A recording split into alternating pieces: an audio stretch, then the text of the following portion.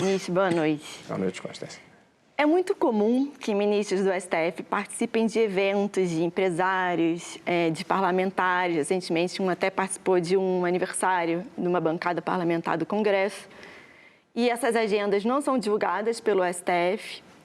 E muitas vezes esses empresários e parlamentares, inclusive, têm ações no Supremo Tribunal Federal e de relatorias e pessoas que eles estão convivendo nesses eventos. Recentemente, a gente também publicou que uma empresa de tabaco com ações no STF bancou um evento em Londres que reuniu ministros do STF. O camarote que o ministro Dias Toffoli assistiu um jogo de futebol na Europa agora, Champions, também era de um empresário. E a gente só ficou sabendo dessa agenda depois que esse empresário divulgou uma foto do seu camarote nas redes sociais e logo em seguida, depois da repercussão, ele apagou essa foto. Queria saber, ministro, primeiro, o que se discute nesses encontros privados?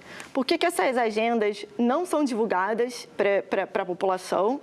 Lembrando que a Constituição Federal determina que a administração pública deve ter os princípios da legalidade, moralidade e da publicidade.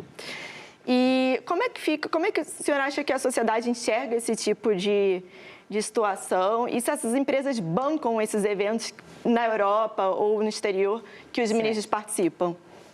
Constância, tem muitas questões diferentes embutidas na sua pergunta. A primeira é no tocante à agenda dos ministros. Diversos ministros divulgam a sua agenda. Eu, por exemplo, divulgo, mas não há uma exigência nem legal nem regimental, de modo que é um critério de cada ministro.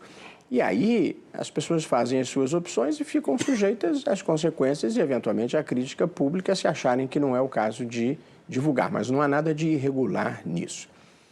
Quanto a eventos, eu acho que há uma certa incompreensão que tem sido muito explorada recentemente e que é boa a sua pergunta para eu ter a oportunidade de explicar. Nós conversamos, eu posso falar por mim, mas acho que vale por todos os ministros, nós conversamos com comunidades indígenas, nós conversamos com empresários do agronegócio, nós conversamos com estudantes, nós conversamos com jornalistas, nós conversamos com sindicalistas e nós conversamos com empresários.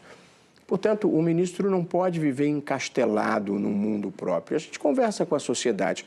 Quando a gente conversa com os outros segmentos, não há nenhuma repercussão negativa. Quando se conversa com o empresário, há sempre uma repercussão negativa, como se tivesse alguma coisa de impróprio que revela um pouco um preconceito que há no Brasil contra os empresários em geral e contra a livre iniciativa. Mas deixa eu lhe dizer, por exemplo, nós decidimos recentemente sobre a contribuição social sobre o lucro líquido. Os empresários ficaram furiosos porque tiveram que pagar. Em outro caso, eu votei por reajustar o FGTS. Aí todo mundo diz, olha, é porque eles conversam com o governo. Depois eu votei no FGTS para corrigir pela caderneta de poupança contra o interesse do governo. E aí vem, porque ele conversa com o sindicalista. E agora nós votamos a favor da terceirização, inclusive da atividade final, porque eles estão a favor dos empresários. Todos os interesses da sociedade brasileira chegam ao Supremo. Mas, ministro, o senhor não vê uma diferença de um ministro receber com hora agendada em seu gabinete uma parte de um processo? O ministro Edson Fachin, por exemplo, é um deles que bota uma resolução com toda a publicidade da agenda. Ele é um dos 4 dos 11 que divulgam a agenda. Não tem uma diferença de receber no seu gabinete com agenda, com publicidade, do que num camarote na Europa com empresários ou eventos fora, ou festas à noite? Não tem uma diferença? Veja, a história do camarote não foi um evento institucional, foi um evento privado. O sujeito foi assistir a um jogo de futebol. Ele escolheu para a vida privada dele, pelos gostos dele, de assistir a um jogo de futebol. É preciso saber se ele atendeu algum interesse desse empresário. Eu acho que, evidentemente, não. Portanto, acho que há uma certa implicância. E os empresários bancários? A gente precisa